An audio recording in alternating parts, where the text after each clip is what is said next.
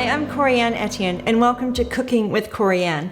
You know, spring and summertime are synonymous with berry cobblers, and today I'm going to be showing you how to make my version of a blackberry cobbler.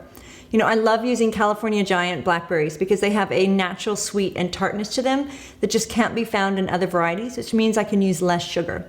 But you know, the verdict's out on cobblers. Everyone has their own version. You either have them more like a cake, more crumbly, more crispy, but I like to take short crust pastry and top mine off. So let me get started on my version of a blackberry crumble. So I've got a little bit of lemon, a half a lemon to be exact, and I'm going to just delicately squeeze the lemon over the blackberry. I love the combination of the tart lemon and that rich flavor of the blackberry. And then I've got a dry bowl. So in the dry bowl, I've got my cornstarch, 2/3 a cup of white granulated baking sugar, and I'm just going to use my hand and kind of blend those together. This will work as the kind of the glue that holds the berries together.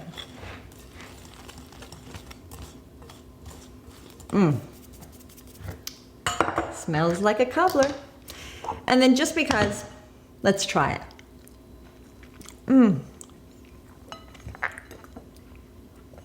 I have to tell you, I am a sucker for a fresh blackberry.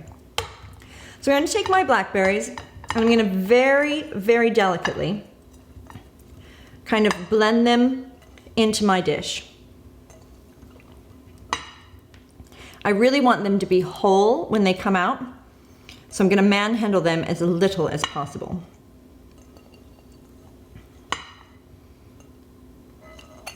And I'm using just enough blackberries to really layer the top of my cobbler. The blackberries will reduce in size as you cook them, so while you think it might be kind of big and mighty now, once you start to cook and the juices come down, it'll really level out. Beautiful. And now I'm just going to take and I'm going to just layer that sweet goodness over the top. Some people like to stir it in and give them a really good blend across the top. But I like to just float it right on top. You know, I'm probably not going to use the rest of the sugar blend that I have because it looks like I've got quite a nice coating there. Make it nice and juicy. Give it a little shake. Everyone loves to shake in the kitchen. And then pop it over to the side and we'll get started on the short crust pastry. So my short crust pastry has been resting quietly in the fridge for 20 minutes now. It's got a really nice bouncy texture to it. Hear that? That's pastry in the making, my darling. I'm going to just really be generous and dust my countertop.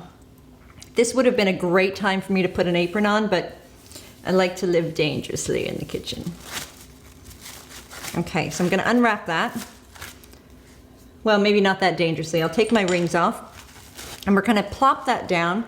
And with a cobbler, I really just like to have a little bit, not big, heavy pieces of pastry on top, but just enough so that we can kind of give it a little bit of extra crunch.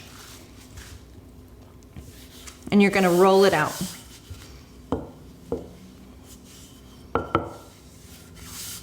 Make sure you've got a nice dose of flour on your rolling pin. You know, this rolling pin belonged to my grandmother, who is an excellent baker. So I'm kind of hoping that all of her good baking skills have kind of been transferred to the pin.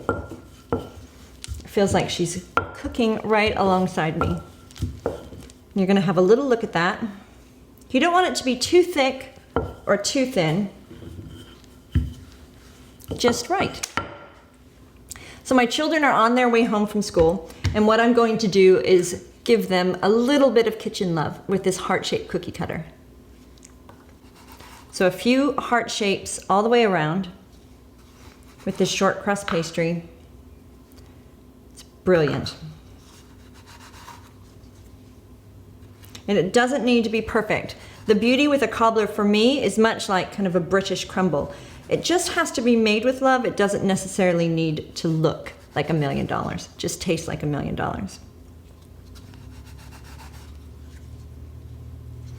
And then a few more rounds, just because they need a little bit more love.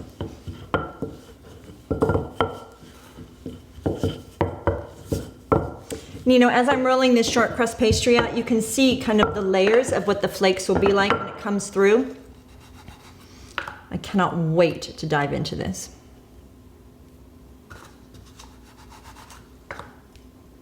So I'm gonna preset the oven for 375 degrees and cook it for 40 minutes. So with the oven preheating, I've kind of basted a really nice egg white over the top of my short crust pastry, and I'm just sprinkling some super fine white baker's sugar just over the crust, taking care not to put it onto the berries themselves because, well, they're going to be sweet enough, aren't they, darlings? But I do like the crust to have a little bit of sugar kick to it.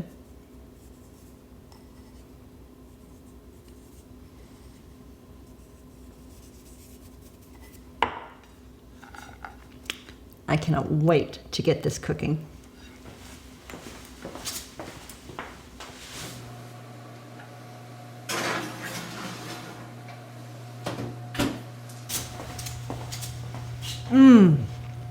There is nothing better than freshly baked blueberry cobbler. This is right out of the oven. It's still kind of simmering, but I can't help myself. I really want to just dive right in. A little bit of whipped cream. And you know, we use so many blackberries in this today, but don't worry, all of the clamshells that we use are recyclable, which means that it's not only good for the earth, but it's good for you.